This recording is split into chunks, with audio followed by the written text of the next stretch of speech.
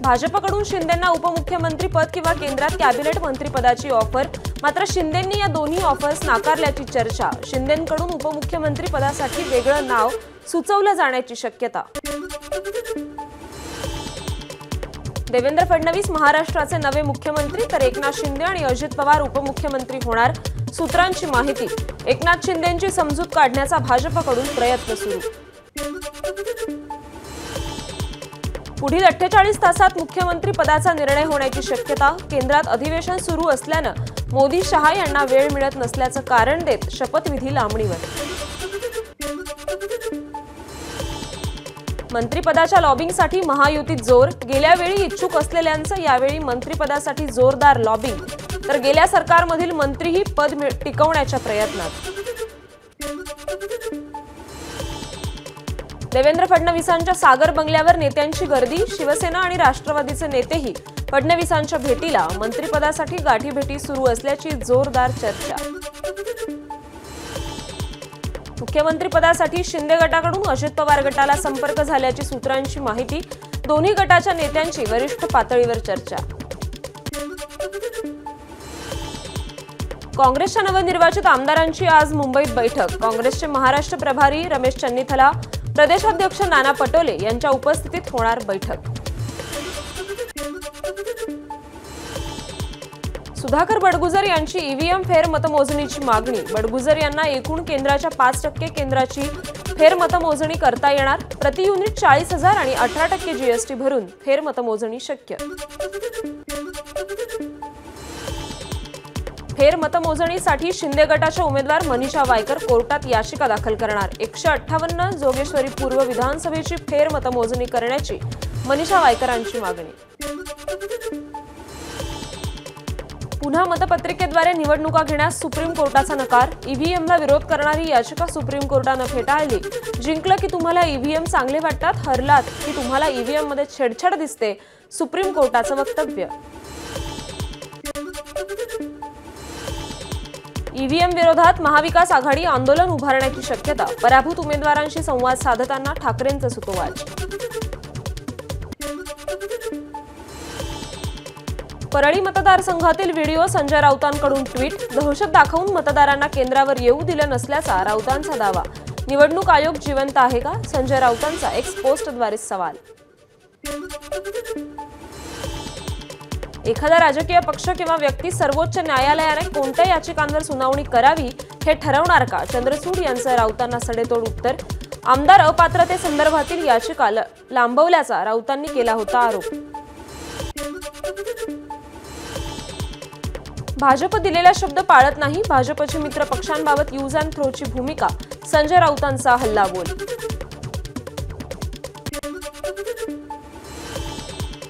घड्याळ चिन्हाबाबत अजित पवारांनी आदेश पाळला नाही। शरद पवार गटाने सादर केलेल्या प्रतिज्ञापत्रात उल्लेख। शरद पवारांचा फोटो न वापरण्याच्या आदेशाचं पालन न केल्याचाही शरद पवार गटाचा आरोप। भाजपने 132 पैकी 75 जागा फक्त बूथ मॅनेजमेंटच्या जोरावर जिंकल्याची माहिती। लोकसभेतील मतदानाच्या टक्केवारीनुसार ABCD असं भाजपचं बूथ वर्गीकरण।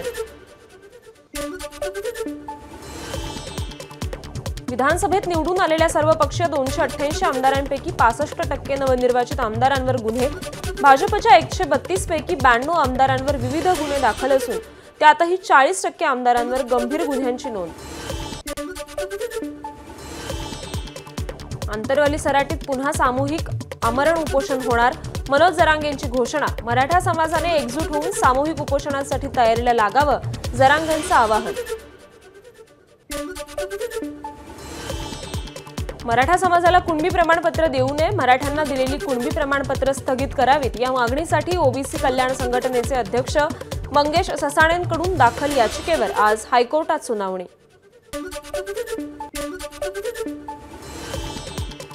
वाशिम रिसोड मतदारसंघातील कर्मचाऱ्यांचं 97 टपाली मतदान बाद। सुशिक्षित मतदारांकडूनही मतदानात चुका।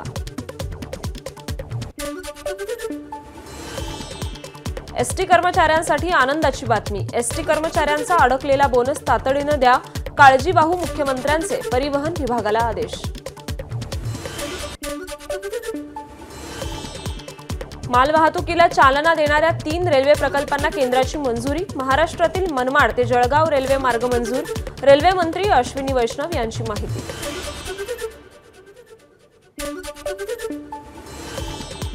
मुंबईत आजपासून पश्चिम रेल्वेवर एसी लोकलच्या 13 नवीन फेऱ्या। आठवड्याला एसी गाड्यांची संख्या 96 वरून 109, तर शनिवार आणि रविवारी एसी गाड्यांच्या फेऱ्या 52 वरून 65 पर्यंत वाढवल्या। आता भुयारी मार्गातही मोकळा श्वास घेता येणार। बीएमसी कडून छत्रपती शिवाजी महाराज टर्मिनस येथील भुयारी मार्गात 9 जेट आणि 2 मध्यवर्ती पंखे बसवण्याचं काम सुरू। मुंबईला वेगवान करणाऱ्या कोस्टल रोडला टेट्रापॉडची तटबंदी उभारण्यात येणार। मुंबई महानगरपालिकेची घोषणा। तटबंदीमुळे सागरी जीवांचं संरक्षण होणार। 23 डिसेंबर पासून मुंबईहून सोलापूरला विमान सेवा। गोवा स्थित फ्लाय 91 या कंपनीनं मुंबई ते सोलापूर आणि गोवा ते सोलापूर या मार्गावर विमान सेवा सुरू करण्याची घोषणा केली। ऑक्टोबर महिन्यात देशातील तब्बल 1,36,00,000 लोकांचा विमान प्रवास। गेल्या वर्षीच्या तुलनेत 5.3% वाढ। आगामी वर्षात एप्रिल ते जून दरम्यानच नवी मुंबई विमानतळ सुरू होण्याची शक्यता। नवी मुंबई विमानतळासाठी सध्या मार्च 2025 ची डेडलाईन। मुख्य जलवाहिनीच्या दुरुस्तीमुळे गुरुवार शुक्रवारी लोअर परळ, दादर, प्रभादेवीत पाणी पुरवठा बंद राहणार। उद्या रात्री 10 वाजता दुरुस्तीचं काम हाती घेतलं जाणार। ते शुक्रवारी रात्री 8 पर्यंत काम पूर्ण करण्यात येणार। देशात लवकरच पॅन कार्डमध्ये बदल होणार। केंद्रीय मंत्रिमंडळाच्या बैठकीत निर्णय। नव्या पॅन योजनेसाठी केंद्र सरकार 1,435 कोटी रुपये खर्च करणार। मोफत आधार कार्ड अपडेटची तारीख 14 डिसेंबर पर्यंत वाढवली। आधारमध्ये नाव, पत्ता, जन्मतारीख यासारखी माहिती शुल्काशिवाय अपडेट करता येणार। आळंदीत ज्ञानेश्वर माऊलींच्या संजीवन समाधी सोहळ्याला 3 लाख भाविकांची उपस्थिती। इंद्रायणी नदी घाटावर आकर्षक विद्युत रोषणाई। मंदिरातही विविध फुलांची सजावट। राज्यातील अनेक भागात थंडी वाढणार। सरासरी तापमानात घट झाल्यानं अनेक जिल्ह्यात हुडहुडी वाढणार असल्याचा हवामान खात्यानं दिला इशारा। कोकणात थंडीचा कडाका वाढला। थंडीसह रत्नागिरीत पसरली दाट धुक्याची चादर। कोकणातील ही सुंदर दृश्य खास एबीपी माझाच्या प्रेक्षकांसाठी। मुंबईमध्ये मोसमातील सर्वात कमी तापमानाची नोंद। मुंबई शहरामध्ये 16.8 अंश सेल्सिअस तापमानाची नोंद। येत्या काही दिवसात थंडीचा जोर वाढण्याची शक्यता। परतीच्या पावसाचा फटका बसल्यानं कांद्याच्या दरात वाढ। धुळे कृषी उत्पन्न बाजार समितीत 60 रुपये किलो दरानं कांद्याची विक्री, तर लसूण तब्बल 500 रुपये किलो दरांवर। नंदुरबारमध्ये यंदा मिरची उत्पादनात 50% अधिक घट। आतापर्यंत केवळ 35,000 क्विंटल लाल मिरचीची खरेदी। लाल मिरचीची आवक कमी झाल्यानं चटणीचे दर महागण्याची शक्यता। तुळजापूरमधील जवाहर विद्यालयात संविधान दिन साजरा। अणदूर विद्यानगरीमध्ये संविधान प्रभात फेरी। त्यानंतर एकत्र संविधानाच्या उद्देशिकेचं केलं वाचन। अंधेरीतील वीरा देसाई रोडवरील एका इमारतीच्या 6व्या मजल्यावरील घरात मोठी आग। पोलिसांनी इमारतीतील सर्वांना सुखरूप बाहेर काढलं। कल्याणच्या वायलेनगर परिसरातील व्हर्टेक्स इमारतीच्या 15, 16 आणि 17व्या मजल्यावर आग। आगीमुळे परिसरात धुराचे लोट। आगीवर नियंत्रण मिळवण्यात अग्निशमन दलाला यश। नागपूरच्या कामठी तालुक्यात एका रिक्षाची उभ्या असलेल्या क्रेनला धडक। अपघातात 2 महिलांचा मृत्यू, तर 5 महिला गंभीर जखमी। चालकाचं नियंत्रण सुटल्यानं अपघात झाल्याची माहिती।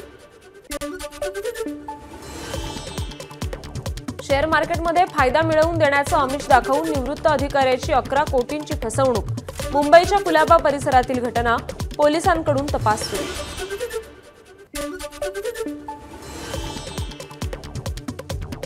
बाबा सिद्दीकी प्रकरणातील आरोपींना स्वतःच्या खात्यातून पैसे पाठवण्यासाठी 50,000चं कमिशन मिळालं। अटकेतील आरोपी सुमित वाघचा खुलासा।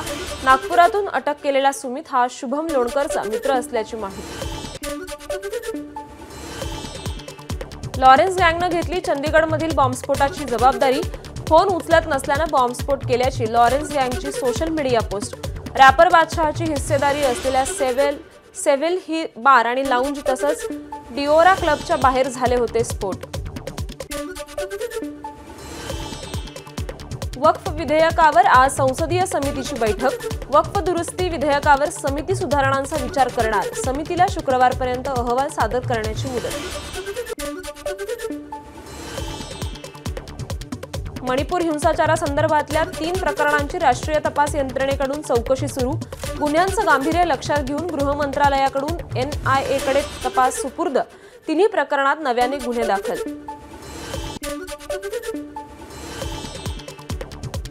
ICICI बँकेच्या माजी CEO चंदा कोचर यांनी तपास यंत्रणेकडून सुरू असलेल्या कारवाईविरोधात हायकोर्टात दाखल केलेल्या याचिकेवर आज सुनावणी. चौकशी नियमात करण्याची कोचर यांची याचिकेतून कोर्टाकडे मागणी. अमेरिकेत लाचखोरीशी संबंधित खटला दाखल झाल्यानंतर मूडीजनं अदानींच्या 7 कंपन्यांना दिला नकारात्मक शेरा. अदानी समूहाचे शेअर्स घसरले. मूडीजनं Adani enterprises, Adani energy, Adani green एनर्जीसह 7 कंपन्यांचं रेटिंग केलं कमी. अदानी ग्रीन एनर्जीकडून BSE NSEला स्पष्टीकरणाचं पत्र. पत्रातून गौतम अदानी आणि सागर अदानींवर लाच दिल्याचा आरोप नसल्याचा दावा. सर्व आरोपांचं कायदेशीर मार्गाने योग्य उत्तर देऊ, अदानी समूहाचं स्पष्टीकरण. ABP माझा, उघडा डोळे बघा नीट.